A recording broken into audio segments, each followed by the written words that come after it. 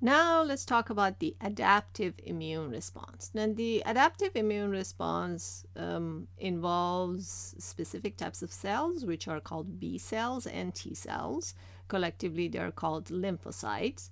The adaptive immune response can take days or even weeks to become activated, and this is unlike the innate immune system, which is immediate. Another difference is that the adaptive immune response is very specific to certain shapes on foreign molecules. So, antigen in general is the term we use for foreign objects, molecules that are foreign to a specific body.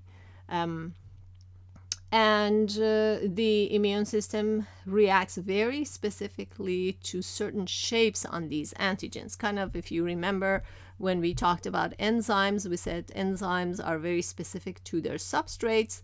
It's kind of like that specificity, not the digestion, but the fact that the adaptive immune response is very specific to certain shapes. And these shapes on the antigens are called epitopes. So the response of the adaptive immune system is very specific to certain shapes on foreign molecules called epitopes. I repeat that because it's important to remember this. Okay, so the adaptive immune response has the humoral response and cell-mediated response, and we're going to talk about humoral response. And humoral response refer to the fact that this response is largely happening because of certain proteins that are produced by cells called B cells. Now, B cells are present and are matured in your bone marrow cells, and their job is to recognize epitopes on antigens and make antibodies that specifically recognize those epitopes. What are antibodies, you ask? Well, these are proteins that specifically recognize these proteins. So B cells, their job is to produce proteins that have specific binding sites to certain epitopes on antigens. And this is the general shape of an antibody. And a very important part of an antibody is the distinguishing features of the green parts and the purple parts. So an antibody has regions on it that are different in each B cell. So your body has millions of different types of B cells, each of them producing a different green region. But the rest of the B cells, for the rest of the B cell, these purple regions are pretty similar. Okay? So an antibody has two parts. One part that is what's called variable, meaning that different B cells produce different sequences, amino acid sequences in the green section, but the purple part is pretty much the same. Now, part of the B cell response is also these little molecules that are in the B cell membrane, which are involved in responding to antigens inside the cell that have invaded the cell. Okay? So each B cell produces antibodies with a specific variable region that are specific to that epitope.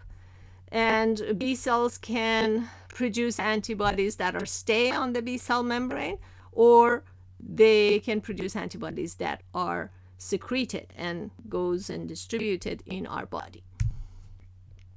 So here it is, another illustration of the fact that each cell produces a different antibody that recognizes a different epitope. So antibody 1 is specific to epitope 1, if you would consider this as a pathogen or an antigen, which is part of a pathogen. So the antibody 1 only recognizes this part of the antigen. Antibody 3 only recognizes this part of the antigen. They each recognize a different epitope. So there would be another antibody that will recognize epitope 2. Now, B cells produce different classes of antibodies, IgG, D, E, G, and M. I'm not going to read through this table, but you should be familiar with different types of antibodies and their properties.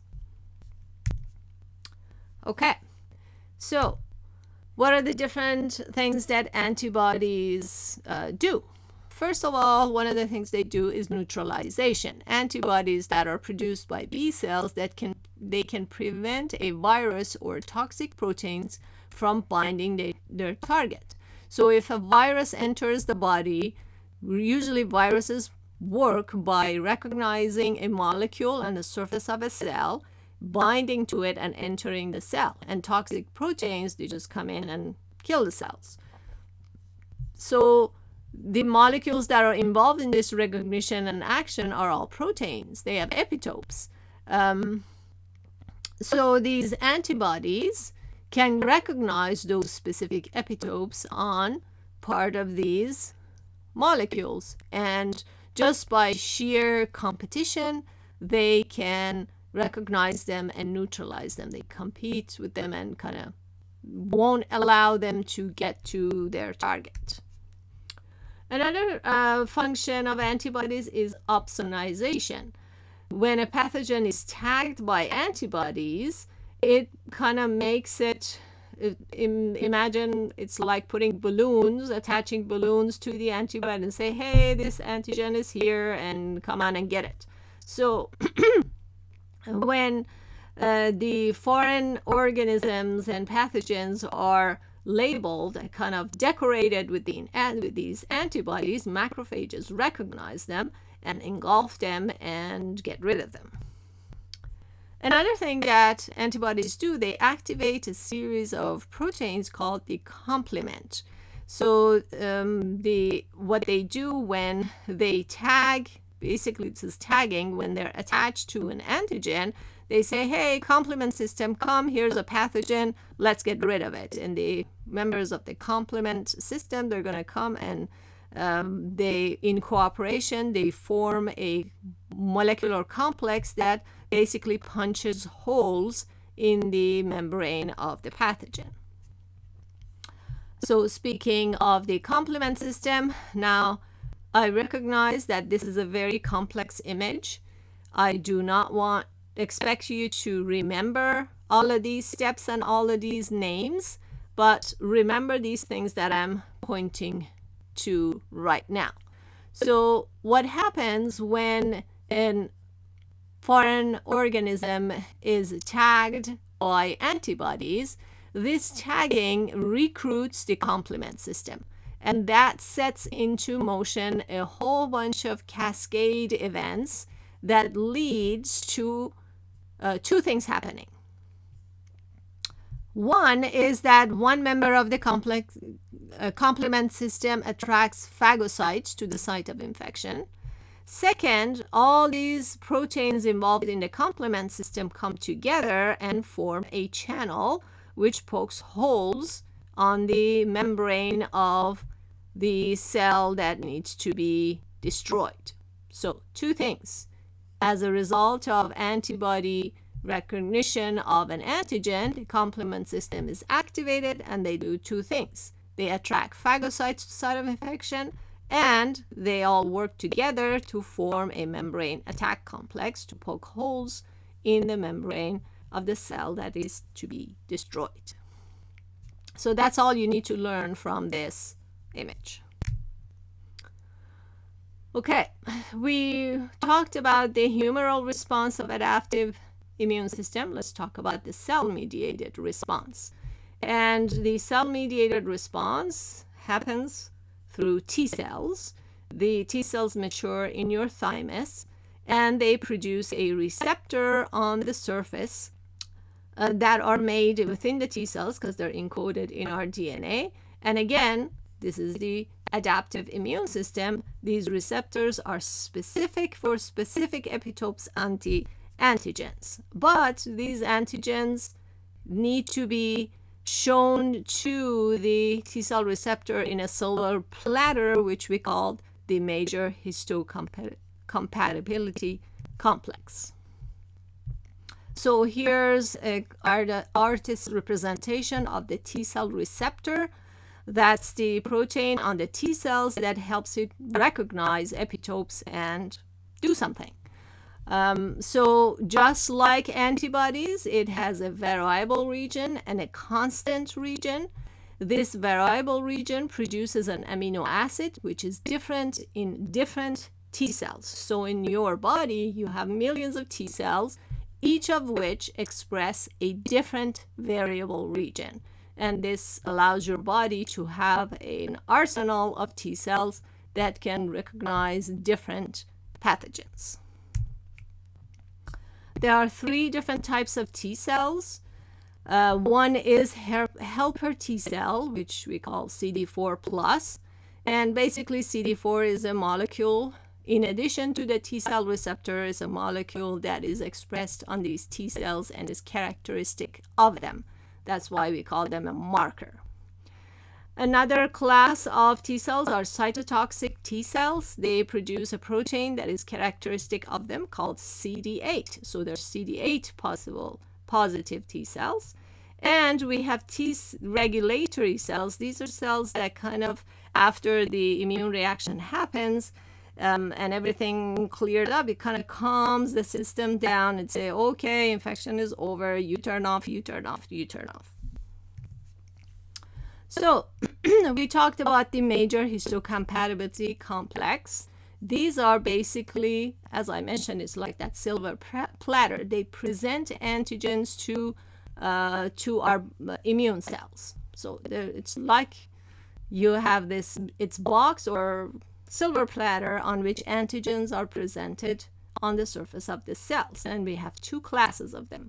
You have met major histocompatibility complex 1, which we said is found on all of our nucleated cells. Major histocompatibility complex 2, they are found on cells that present the antigens to the rest of the immune system. So these are B cells, dendritic cells, and macrophages.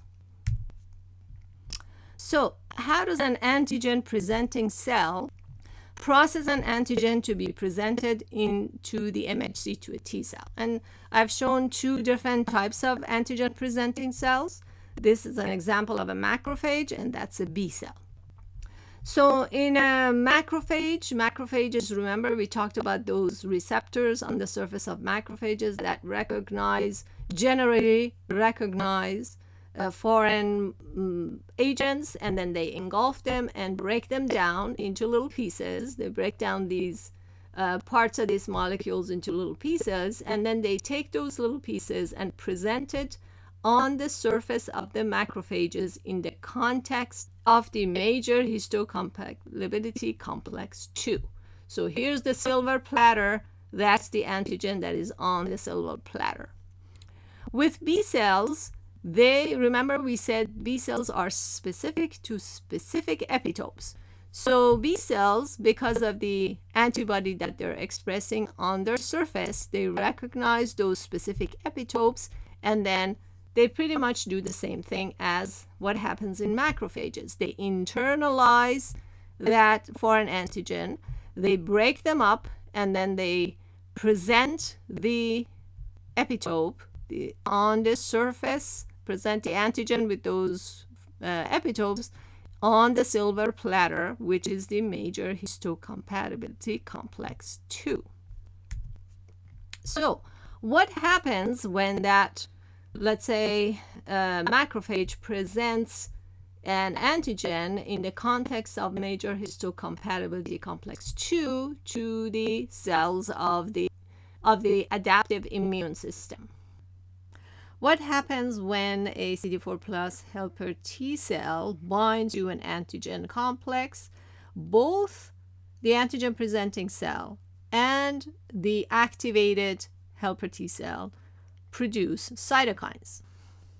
In response to the cytokines, the T cell starts replicating. They make more of themselves, which is called cloning. So you start with one specific T cell that recognizes one specific epitope, and that T cell is going to make more and more and more of itself. And then it also continues producing these cytokines, which ends up activating B cells that also specifically recognize this specific epitope. So you see, this leads to a launch of your immune cells that specifically recognize one epitope. So therefore, as a result of responding to these cytokine, you're going to get a whole bunch of B cells that make antibodies that recognize that epitope. The cytokines also activate CD8 plus cells. These are killer cells. So these killer cells are again specific to that epitope and nothing else. So then you're going to also get a clone of these that killer cells, and you're going to get a whole bunch of these B cells that make antibodies that recognize this epitope. So how do CD8 plus T cells work? They work very similarly to natural killer cells, except that they are very specific to one epitope. They start producing granzymes and perforins, and these two molecules basically work the same way that these molecules work when natural killer cells work. So you can see that a combination of natural killer cells plus CD8 plus T cells gives your body a complete solution to protect against pathogens and tumor cells. Natural killer cells respond by the change in the expression of the major histocompatibility complex 1. So this is pretty non-specific, but the CD8 plus T cells, they recognize specific cells in specific epitopes in your body. So natural killer cells are a general responder from your innate immune system, and you're from CD8 plus T cells, cytotoxic T cells, from your adaptive immune response. It's a way of protecting your body using specific structures on pathogens. Okay, so the adaptive immune response comes in two phases: a primary response and a secondary response. In a body that has not been exposed to an antigen and a pathogen, that's the response that is launched, which is called the primary. So that's the first time your body sees a particular antigen invading your cells or your body.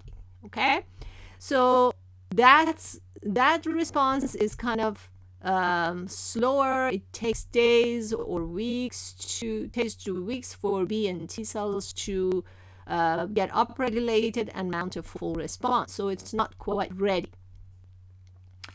But the advantage of the primary response is that it builds memory in your body.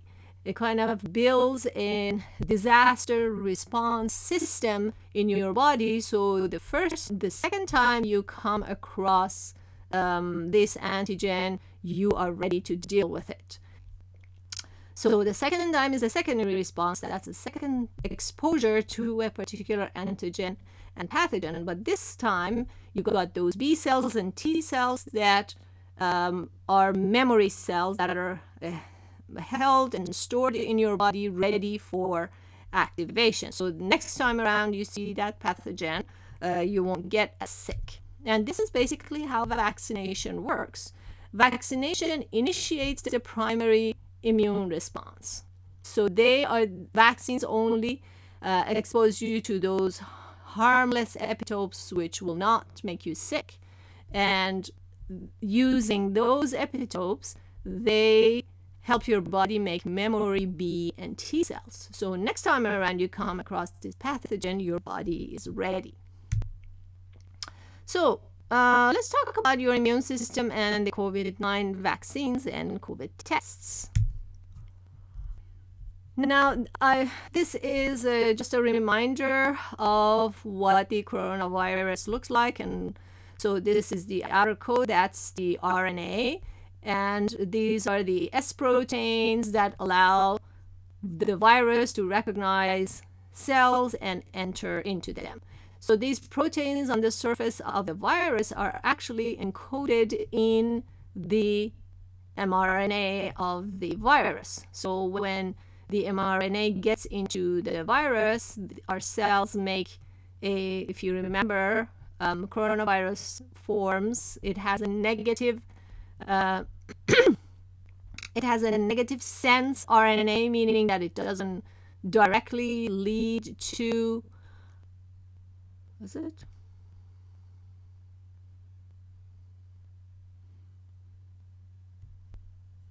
Ribosome positive strand, negative strand.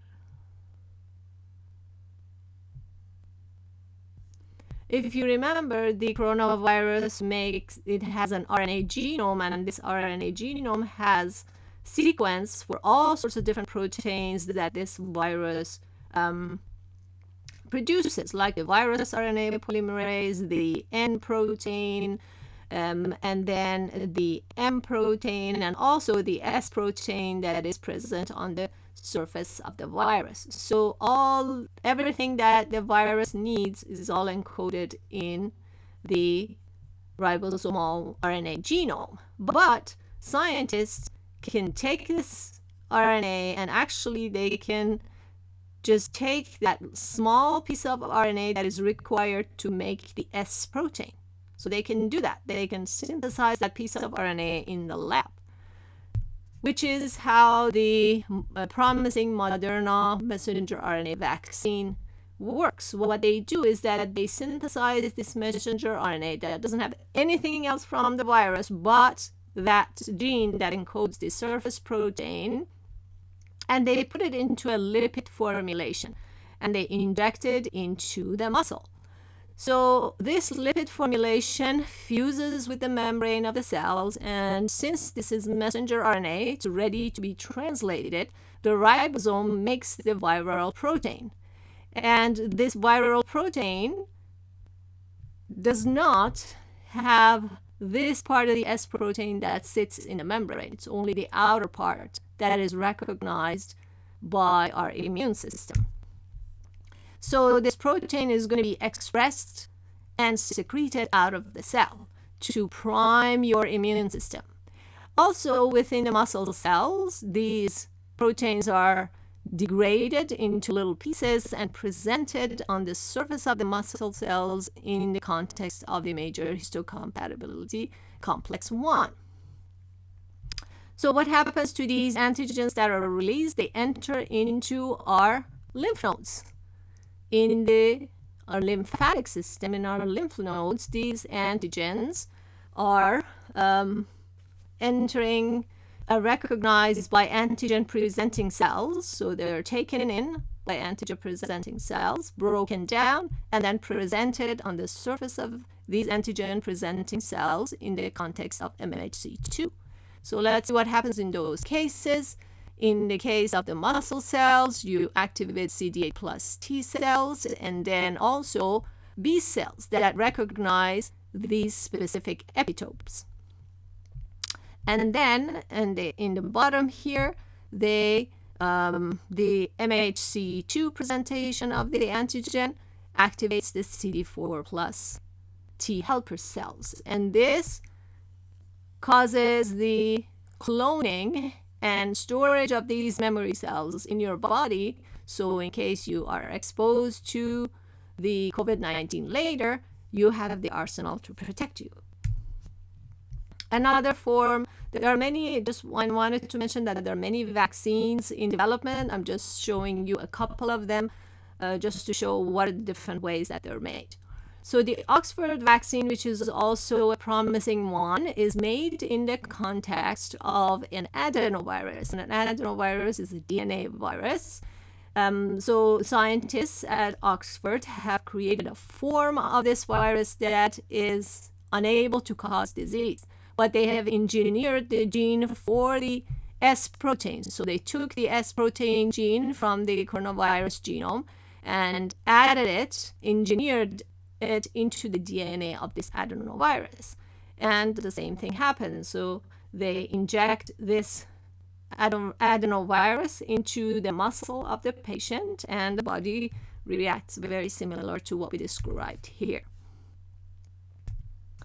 Another thing that I wanted to mention is the coronavirus tests. There are different types of coronavirus tests, and each of them are kind of useful for other situations.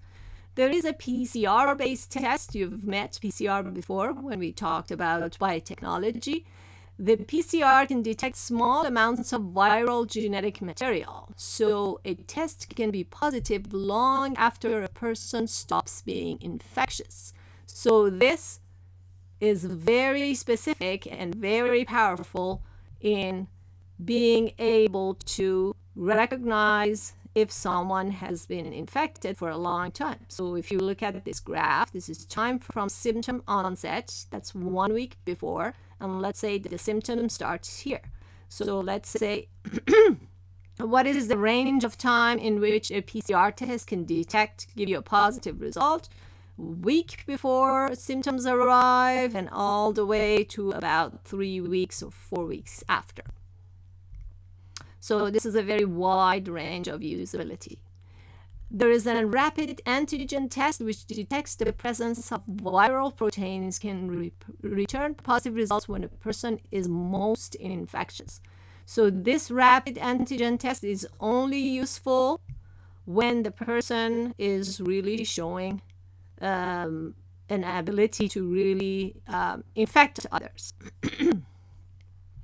And then there are antibody tests that detect the body's immune response to the virus and are not effective at the earliest phase of infection. So really an antibody test isn't going to help protect anybody because or test to see if you should stop seeing other people or whatever. So the rapid antigen test and specifically the PCR-based test is really good in order to find out whether you've been infected, and you should do contact tracing or do social distancing. The antibody test kind of starts seeing the antibodies when you are already seeing symptoms and you're already infectious.